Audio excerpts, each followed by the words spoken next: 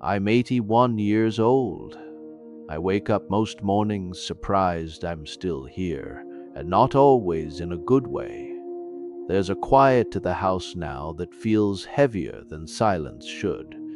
And for a long time, I've known there's something I need to say, even if I don't know who's listening. I don't have much time left.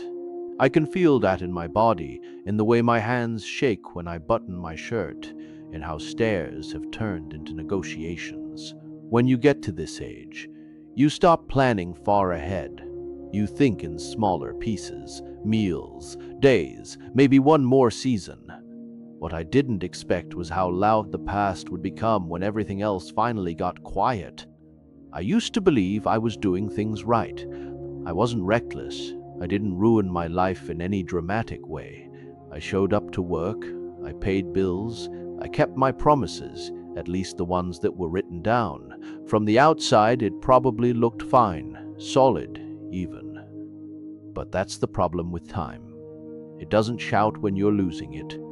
It just keeps moving while you tell yourself you'll catch up later. In my 20s, I was hungry. Not starving, not desperate, just hungry in that respectable way people approve of. I wanted to build something. I wanted to be seen as reliable. I thought if I worked hard enough early on, life would loosen its grip later. I married young. She was patient, quieter than me, the kind of woman who noticed things before they broke. I loved her, I think. Or at least I loved what we were building together. A home, a future that looked stable from the outside. When our first child was born, I held him and felt terrified. Not of losing him, of not being enough. I told myself the best way to love my family was to provide. That was the story I stuck with for decades, so I worked longer hours, took the promotions, said yes when it would have been easier to say no. I missed dinners, then birthdays, then whole stretches of ordinary days that turned out to matter more than the big ones. I always had a reason. There was always a deadline, a project. One more push before things settled down. They never did. The damage wasn't loud. That's what fooled me. No screaming matches, no dramatic ultimatums. Just small absences, empty chairs at the table, conversations that stayed practical because we were all tired.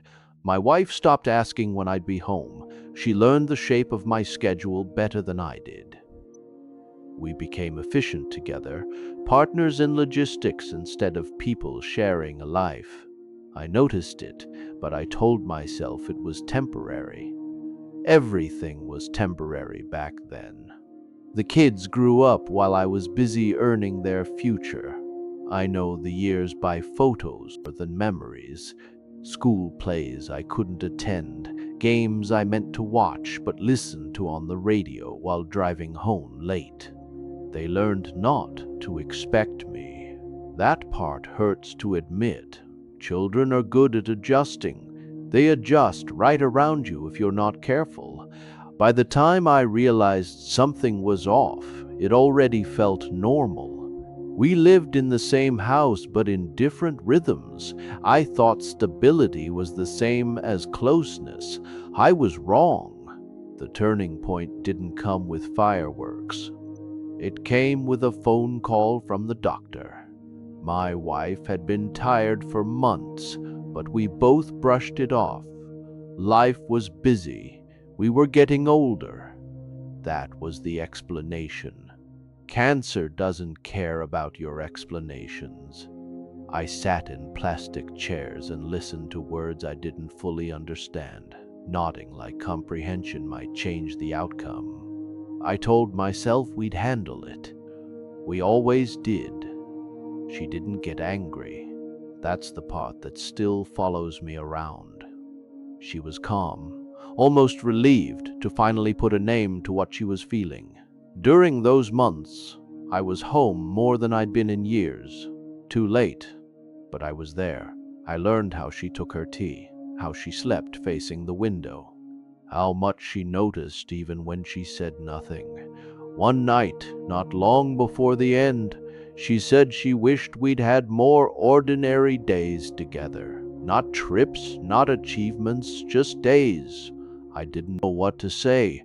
I still don't. After she died, the house felt enormous. Rooms I'd barely spent time in suddenly felt accusing.